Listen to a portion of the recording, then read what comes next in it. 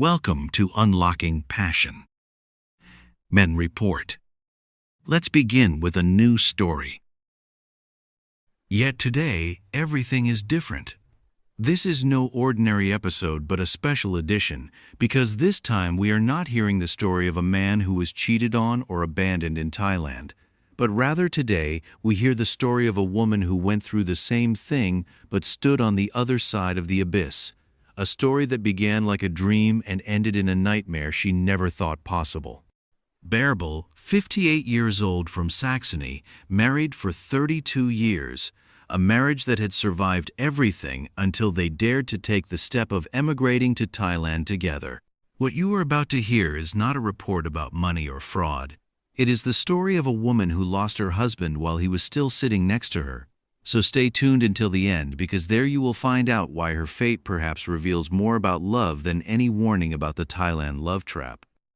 This is her story, read by me, so let's go. My name is Bärbel. I am 58 years old and I come from Saxony.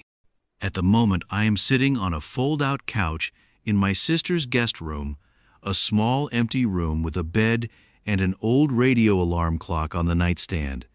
And everything I have left fits into 2 suitcases. Sometimes I wake up in the morning hearing the coffee machine in the next room and ask myself how I ended up here. For just 2 years ago I had a house, a garden, and a husband with whom I thought I would grow old. I never believed that I would one day tell my story on a channel like this, but let's take it in order. I was young when I met my husband. That was in 1986. We were young and in love and built everything up gradually together. A small house, raised 2 daughters, a completely normal family life in Germany. For over 30 years, our life was work, family, and routine. No luxury, but we had solidarity. He worked shifts in the factory and I was always at home, a housewife and mother who kept everything running. I cooked, cleaned, raised Louisa and Annika, and he earned the money. That is how it always was, and that was fine for us. When he retired in early 2023 at 63, everything suddenly changed. For the first time in his life he had time. Too much time. Perhaps even years before Corona, he started talking about Thailand more and more often. He watched documentaries, read blogs, raved about the climate and the cheap cost of living. I thought it was just a pipe dream, a typical man's dream of emigrating. But after the pandemic, when the world breathed a sigh of relief in 2023, the idea suddenly became a plan. He said, "Bärbel, we could really do this. Sell the house, give the children their share now, and start over somewhere in Thailand. No worries, no cold, no routines." I was skeptical but tired of everyday life, so I thought, why not? After all these years, we have earned some peace. He took care of everything: the papers, the retirement visa, insurance, even the moving container, and I was impressed by how serious he was about it.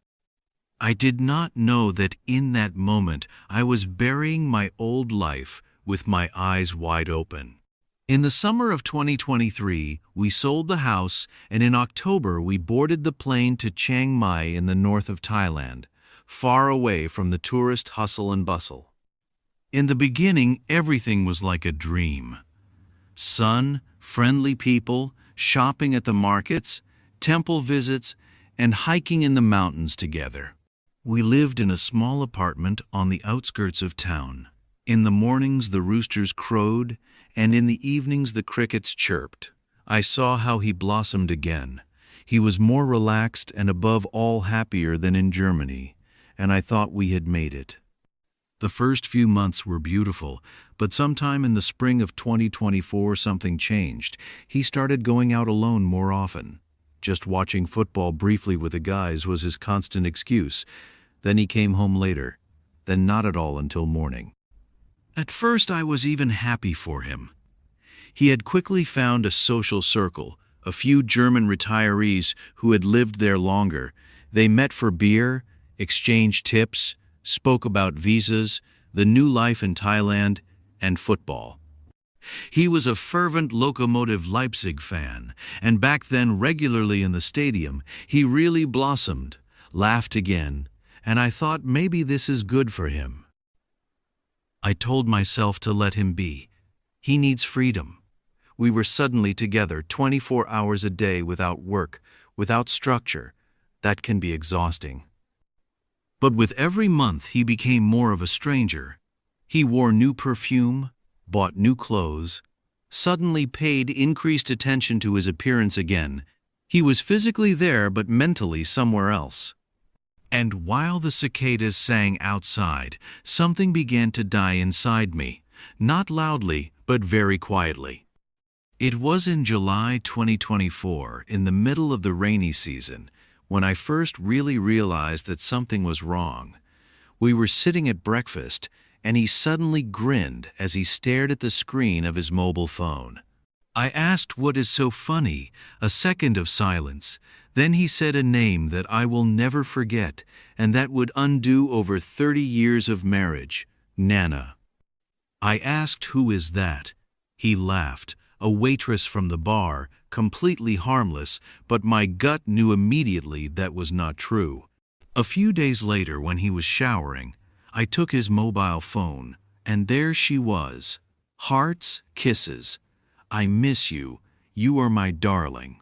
I put the phone back, sat on the bed, and stared at the wall for hours in a state of shock. Inside me, it was silent, too silent. I wanted to scream, confront him, know everything. But my voice simply failed me.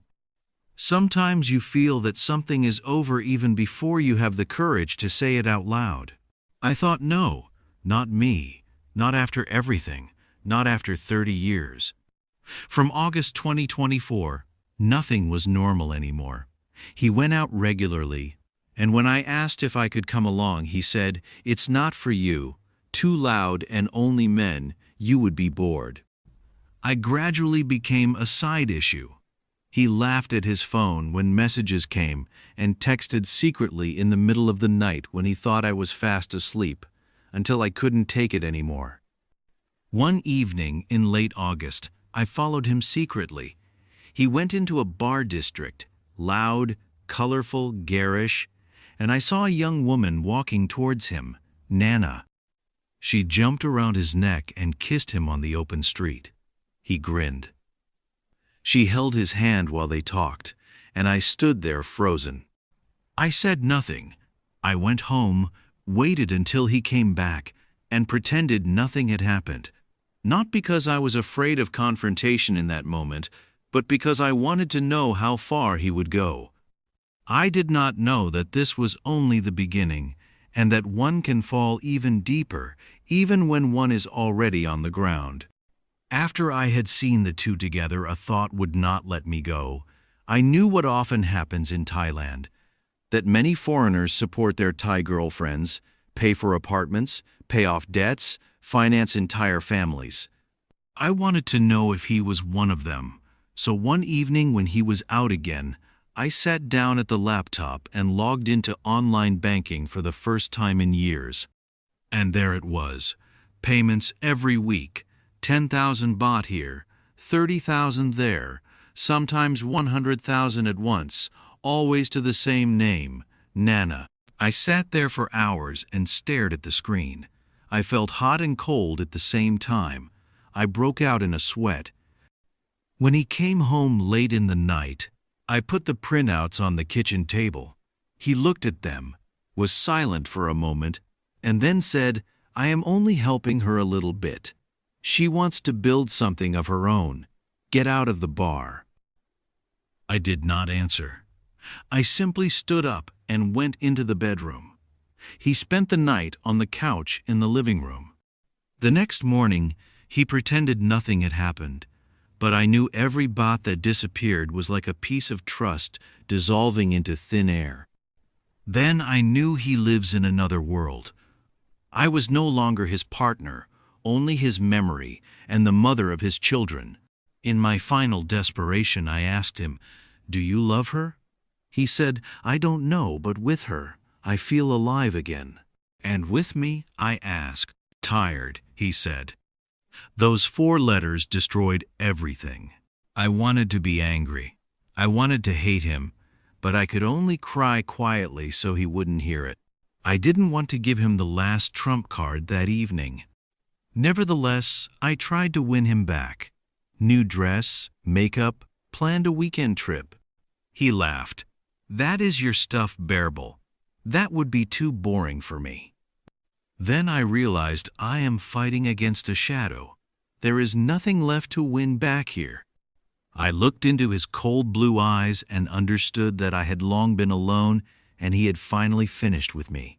But the worst was yet to come. September passed in silence. After the argument about the money, nothing was as before. We hardly spoke to each other, lived side by side like 2 strangers who happened to share the same apartment. He sat on his phone for hours, left the house early, came back late. Sometimes he smelled of cheap perfume, sometimes of beer. Often he was very drunk and aggressive. When I looked at him, he looked past me. I tried to act normal, cooking, shopping, the bare necessities, but the air between us was heavy like just before a thunderstorm. Then in October, I went to the mall alone, and there I saw them, hand in hand. He was carrying her bag, while she laughed loudly. He saw me and quickly turned back to her. That was the moment I stopped living inside. But my hands were tied. What should I do 9,000 kilometers away from home, and no income of my own? I was trapped and couldn't just get on the next plane, and he knew exactly that. A neighbor, another German who knew about my problems, later told me that Nana has long had a boyfriend of her own, a Thai man. He just collects the money. I searched for her online and actually found photos, comments, and proof that my husband was not the only lover in her life. That was my last hope to shake him awake one more time before it is too late. Hopefully I showed him the pictures. He only said you don't know her. That doesn't mean anything. It was like a slap in the face, and that would not have hurt me nearly as much. But it became increasingly obvious. I'm talking to an addict who was blind with love. And so it went on soberingly. Days without words, nights without closeness. He was there but long since absent. I thought that was the end, but it was only the beginning of nothingness. In November 2024, I woke up one morning and he was gone. Just like that, without a goodbye. No note, no word. I only saw an open, empty closet. I panicked and ran through the apartment like a headless chicken. I looked in the living room, in the kitchen, in the bathroom, on the balcony, but no trace of my husband.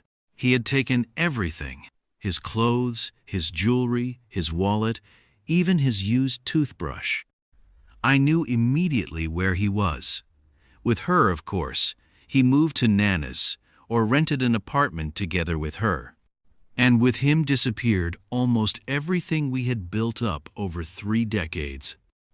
I sat down at the laptop, wanted to log into online banking, but the password had been changed. I tried everything, but access was blocked. The account was no longer mine. The life we had shared now belonged to him and her. I had no money left, not for rent, not even for food.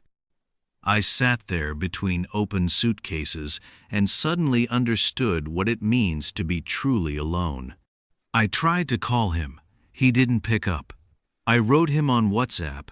He didn't answer. A day later he finally picked up. My voice trembled. I asked, "How am I supposed to survive here without you, without money?" He paused briefly, then said coolly, "Without thinking you'll manage. You are a strong woman, Bärbel." Then he simply hung up. I stared at the phone, and in that moment I knew he was really gone.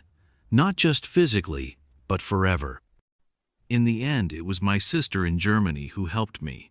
She sent me money via Western Union so that I could survive, so that I at least had a roof over my head in a country where I never really arrived. The weeks after the call were like a gray fog. I hardly ate anything, hardly left the apartment, and only went out to buy a little something at the market. The nights were the worst. Outside dogs barked, crickets chirped, and I lay awake on the couch hearing the air conditioning whir and asking myself how a person can disappear so suddenly, not only from the shared apartment but from a whole life. I knew that he was with her, that he believed her, that he perhaps seemed happy, but deep inside me I sensed that he would fall, sooner or later. In January 2025, barely 2 months after his disappearance, the telephone suddenly rang, his voice trembling, broken, hardly recognizable. "She is gone," he said. "Everything gone." I remained silent, let him talk. Then he continued, "Jewelry, wallet, money, took everything. Only a note with the words, 'You are too old. Thanks for everything. Bye.'" After these words, I simply hung up. I stood at the window, looked at the street, and felt nothing. No triumph, no pity, only inner emptiness. A few weeks later, on a humid February evening, there was a knock at my door. He stood there emaciated, face sunken, his gaze empty. He said, "I am sorry." I looked at him for a long time and answered calmly, "I cannot save this anymore, and I do not want to either." No anger, no tears, simply silence. The next morning I booked my return flight to Germany. In March 2025, I left Thailand with 2 suitcases, a bag full of documents, and a silence inside me that was louder than any word. I remember the flight, hours of darkness, no more tears, only thoughts. I looked out the window, saw the lights disappear beneath me, and knew I am returning, but not as the same woman. When I landed in Germany, the air smelled of rain and cold asphalt. I stood at the airport, saw families falling into each other's arms, and yet felt free. My sister picked me up later. She said nothing, just took me in her arms and didn't let go for a while. I moved into her guest room, a fold-out couch, white walls, an old radio alarm clock on the nightstand, exactly where my story had begun. I didn't tell my daughters anything for a long time. I didn't want to burden them, not so that they would be ashamed of their father or feel pity for me. Only when I was back in Germany did I tell them everything. They were sad and above all angry, but they understood and they held me, without questions, without accusations. A few weeks later, I looked for a family law attorney. She filed for divorce in my name at the family court. He was in Thailand. The court had the documents delivered to him, but he never reacted. The divorce proceeded in his absence. No argument, no objection, no word, only paper ending what was long over. A few months later, the decree came. A letter, a few pages that close a whole life. I sat at the kitchen table, read the lines, and breathed deeply for the first time in a long time. Since I have been back in Germany, we have no contact, no calls, no messages. He stayed there and I am here. I have been working as a temp in a flower shop for a few weeks. The smell of earth, of fresh tulips and roses reminds me that everything that wilts can also grow again. Sometimes I wake up in the morning and want to turn to him, but the bed is empty. Yet the pain does not stay so long anymore. It comes and goes. I laugh again. I breathe again. I am me again. I hate neither him nor her. She took what she wanted. He gave what he needed. But I got something back that no one can take from me anymore. Myself. Sometimes you have to lose everything to finally find yourself. That was the story of Bärbel, a woman who watched her husband slip into an illusion until nothing was left of him, but she did not give up on herself. She lost, yes, but she found herself again. Her story is not a warning, but a reminder of how strong humans can be when everything that was certain breaks. We wish you, dear Bärbel, all the best from our hearts for your new start in Germany, and thank you for sharing your emotional story with us. If you yourself have experienced something similar in Thailand, whether man or woman, then write to us. Perhaps your story is the next one we tell. That was Unlocking Passion. Men report. If this story touched you, leave a like, share this video, and subscribe to the channel. Thank you very much for your support, and see you at the next true story.